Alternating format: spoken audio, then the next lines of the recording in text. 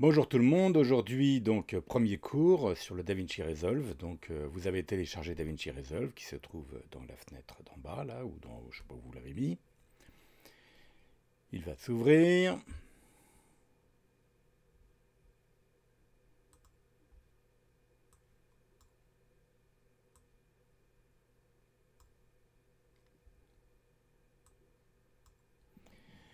Et là on va parler de faire, on va faire un truc, c'est qu'on va créer un disque sur le disque que vous avez normalement avec vous, une database qui va être toujours avec vous. Donc là il y en a déjà trois qui existent, mais ça c'est les miennes. Donc on va créer une nouvelle base de données sur laquelle il y aura vos images, vos settings et tous les éléments pour travailler. Pour ce faire en premier, sur votre disque dur externe, il faut créer un dossier dans lequel il n'y aura rien, avec un nouveau nom. Donc moi je vais appeler ça Data 2021, mettons.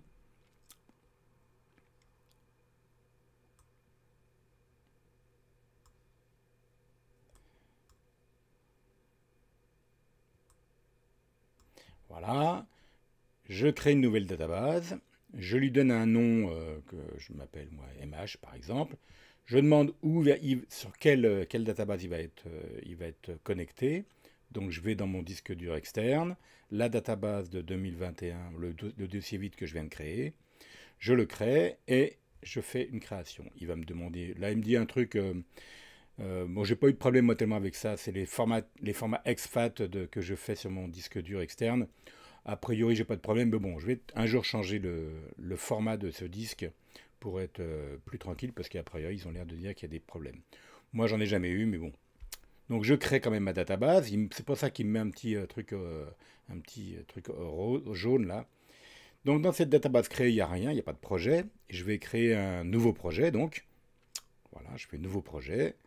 Ce nouveau projet, je vais le nommer comme je veux. Bon, je vais appeler ça essai. Voilà, je crée. Et une fois qu'il a créé le projet, il ouvre DaVinci Resolve avec l'interface qui va. On va aller importer maintenant des images dans notre projet. Donc là, en cliquant en bas, je me retrouve avec tous les disques durs que le Macintosh, que le DaVinci Resolve voit. Je vais prendre dans mon sous-dossier club, parce que j'ai des sous-dossiers déjà sur mon disque dur. Je vais prendre le cours 2021 et je vais prendre un truc que je vais aller plus vite parce que la prochaine fois on vous ferait ça, le truc de tournage, mais moi je prends le clip d'Annabelle qui est un truc plus simple.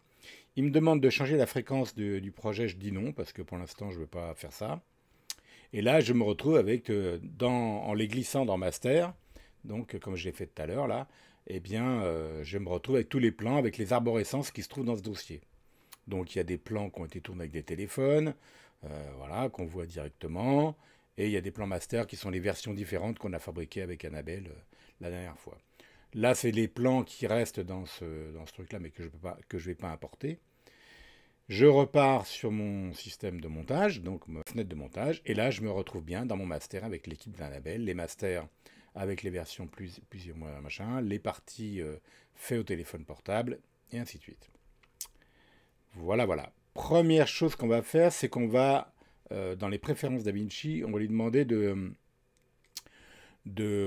sauvegarder des choses un peu plus précises. Donc, il va ouvrir cette fenêtre-là. On va aller dans la fenêtre utilisateur. D'ailleurs, c'est dans cette fenêtre-là que vous pouvez le mettre en français s'il n'a pas été mis en français dès le départ. Une fois que vous avez cliqué sur français, il faut relancer le logiciel pour que ça soit en français. Là, c'est le cas, donc je ne le fais pas. Dans la fenêtre à gauche, il y a enregistrement et chargé. Et là, c'est là que je vais définir la sauvegarde automatique. Donc moi, je le fais toutes les 3 minutes, c'est pas mal. Et je vais demander à faire que les backups, donc toutes les sauvegardes, se mettent sur un disque, en l'occurrence mon disque externe. Comme ça, je suis sûr que quand je me trimballe mon disque, j'ai tout avec. Je le fais à la racine et je fais enregistrer. On va aller faire autre chose aussi. On va aller paramétrer maintenant le projet. Donc, je clique dans la petite roue qui est en bas à droite.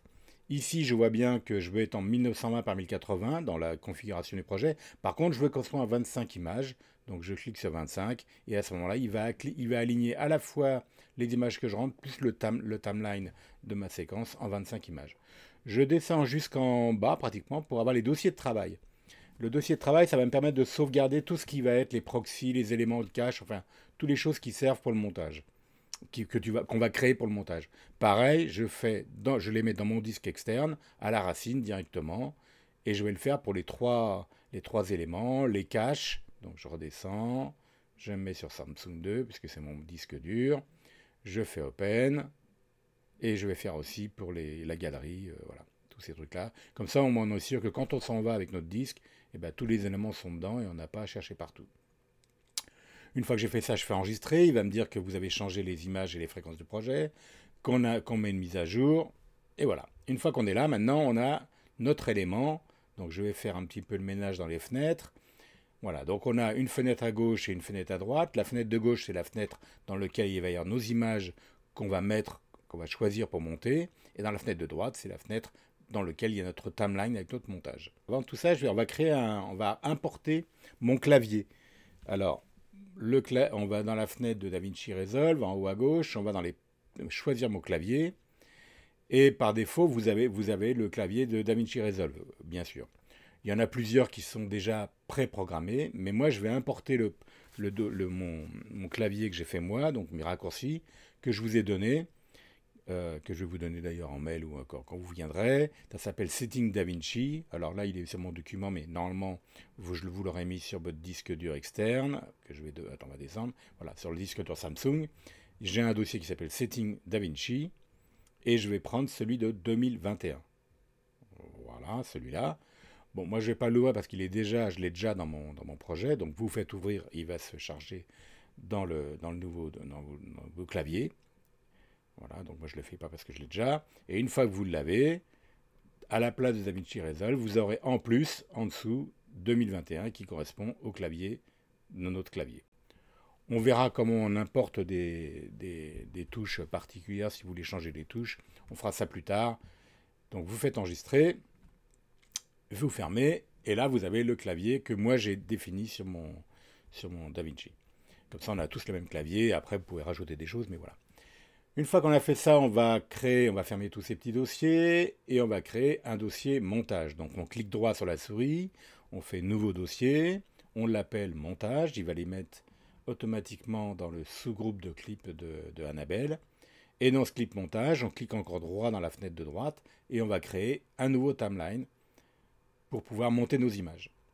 Donc je crée un nouveau timeline que je vais appeler montage V1, version 1.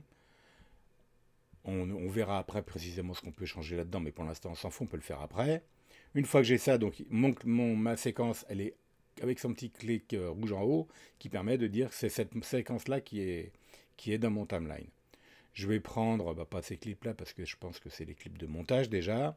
Je vais aller prendre dans le bin, qui s'appelle je sais pas quoi là, un petit plan de, voilà, ce plan-là par exemple, ouais, celui-là, le premier. Là. Je clique d'une fois dedans, et il se retrouve dans le lecteur, donc. Une fois qu'il est dans le lecteur, je peux me déplacer avec ma petite souris et marquer le point à l'endroit où je veux que ça commence. Alors là, je vais vous le faire avec le clavier parce que avec sur le symbole qui est sur l'ordinateur. Mais moi, ça sera E pour l'équivalent de la touche que vous allez voir là. Et pour la touche de fin, c'est R à côté. Une fois que j'ai fait ça, je peux sélectionner ici de quelle façon je veux que ça rentre dans le timeline.